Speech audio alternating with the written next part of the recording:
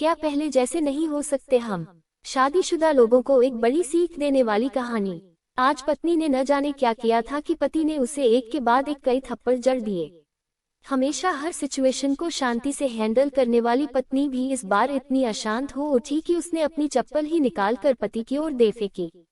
चप्पल पति के बालों को छूते हुए निकल गई। ये किस्सा यहीं पर खत्म हो सकता था, मगर पति ने इसे अपनी मर्दानगी का विषय बना लिया और बात बद से बदतर होती चली गई। रिश्तेदारों ने भी आग में घी का काम किया। किसी ने कहा, जो औरत अपने पति को चप्पल से मार सकती है वो न ही तो वफादार हो सकती है और न ही पतिव्रता। ऐसी औरत परिवार ही नहीं पूरे समाज पर कलंक की तरह है। बीवी के पक्ष वाले कहा पीछे रहने वाले थे। किसी ने कहा 21वीं सदी में भी जो स्त्री के साथ मारपीट करते हैं उन्हें तो जेल भेज देना चाहिए। तो कोई कहता जरूर उसको कोई और पसंद आ गई होगी इसलिए अब पत्नी से मारपीट करने लगा है। बात कोर्ट तक पहुंच गई। दोनों पक्षों ने एक दूसरे के खिलाफ केस फाइल कर दिया। पति ने चरित्रहीन होने का तो पत्नी ने दहेज और शारीरिक उत्पीड़न का आरोप लगाया। 2 वर्षों से अधिक समय के लिए केस चला था। इन 2 वर्षों के दौरान दोनों पति पत्नी अलग अलग रहे थे। इन 2 वर्षों के दौरान दोनों पक्षों के समर्थकों की संख्या कम हो गई थी। पहले जहां दोनों पक्षों में समर्थकों का समूह होता था, अब गिने चुने लोग रह गए थे। पति और पत्नी दोनों की आर्थिक स्थिति भी इस समय के दौरान नीचे गिर चुकी थी। जिन्हें वो अपना शुभचिंतक समझ रहे थे, पैसों की बात आते ही उन्होंने भी अपना पलड़ा झाड़ लिया था। अगर कोई देने को राजी भी हुआ तो मोटे ब्याज की शर्त पर। आखिरकार वही हुआ जो सब चाहते थे, डाइवोर्स। हर कोई खुश था, दोनों पक्षों के रिश्तेदार, उनके माता पिता और दोनों के वकील। लेकिन 5 साल की सुखद शादी और एक सुंदर बेटी होने के बाद मिले इस डाइवोर्स से पत्नी मूक थी और पति शांत। शायद ये एक इत्तेफाक ही था कि इस खुशी को मनाने के लिए दोनों पक्ष के लोग एक ही चाय की टपरी पर बैठे, आमने सामने। इत्तेफाक इसलिए क्योंकि ज्यादातर लोग जो एक दूसरे के विरोध पक्ष को सपोर्ट कर रहे थे वे एक दूसरे को अच्छे से जानते भी नहीं थे। पति पत्नी भी इन सभी से दूर एक दूसरे के सामने मेज पर बैठे। पत्नी ने पति से कहा, अब तो खुश होगे ना, तुम्हारे मन की जो हुई है मुबारक हो। तुम भी तो आज जीत गई हो। मुझसे तलाक तो तुम्हें भी मिल गया है। Congratulations to you too. पति ने कहा, तलाक को तुम जीत का प्रतीक समझते हो? पत्नी ने पूछा। पति चुप रहा। थोड़ी देर की शांति के बाद पति ने कहा, मुझे तुम्हें 5 लाख रुपए अभी और हर महीने 8,000 देने का आदेश है। अभी मेरे पास पैसे नहीं है, इसलिए हमारा मतलब मेरा जो सिटी में फ्लैट है उसे तुम्हारे नाम कर देता हूँ। पत्नी बोली, लेकिन उस फ्लैट की कीमत तो 18 लाख की है। हाँ, लेकिन हमारी बेटी तुम्हारे साथ है और आगे जाके उसके खर्चे भी बढ़ेंगे, तुम्हें थोड़ी आसानी होगी। पति ने कहा, नहीं नहीं, मुझे सिर्फ 5 लाख ही देना और तुम हर महीने 8,000 तो देने ही वाले हो, मैं मैनेज कर लूंगी। अगर 5 लाख नहीं है तब भी कोई बात नहीं। पत्नी बोली। दोनों फिर से शांत हो गए।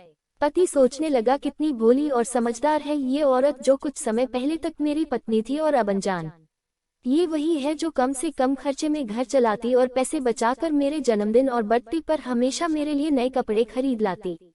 कभी बीमार भी हो जाती तो पैसे बचाने के लिए मुझे मालूम न होने देती और घरेलू नुस्खों से अपना इलाज कर लेती, मगर घर में कोई और बीमार होता तो तुरंत डॉक्टर के पास लेकर जाती। मेरी ही मति मारी गई थी, मैं ही अपनी झूठी मर्दानगी के चक्कर में इतनी बड़ी गलती कर बैठा। पत्नी के दिमाग में भी उथल पुथल चल रही थी। अभी भी वैसा का वैसा ही है, पहले भी खुद से ज्यादा हमारे बारे में सोचता था और अब भी वही कर रहा है। ये वही आदमी है जो मुझे एक्सीडेंट से बचाने के लिए खुद मोटरसाइकिल के आगे कूद पड़ा था और अपनी उंगली तुड़वा बैठा था। पता नहीं कौन सी मनहूस घड़ी में मैं झगड़ा कर बैठी। पति ने मौन तोड़ते हुए पूछा, अब तुम्हारे कमर का दर्द कैसा है? ज्यादा तकलीफ तो नहीं होती? पत्नी हल्का सा मुस्कुराए और बोली, अभी भी होता है, अब तो पेट में भी क्रैम्प्स उठते हैं। वो तो होगा ही, तुम योगा या कसरत भी तो नहीं करती हो। अब किसी गायनेकोलॉजिस्ट को जरूर दिखा देना। पति ने कहा, तुम बताओ तुम्हारा अस्थमा कैसा है अब? क्या अब भी दौरे पड़ते हैं? पत्नी ने पूछा। हाँ पड़ते हैं, पहले से ज्यादा, क्योंकि अक्सर इन्हेलर भूल जाया करता हूँ, याद दिलाने के लिए तुम जो नहीं हो अब। पति बोला। पत्नी के आंखों में आंसू आ गए। वो बोली, तुम्हें मेरे चरित्र पर सवाल नहीं उठाने चाहिए थे, तो ये परिस्थिति आती ही नहीं। हाँ मैं जानता हूँ, तुम बहुत अच्छी हो, मुझसे गलती हो गई, बहुत बड़ी गलती।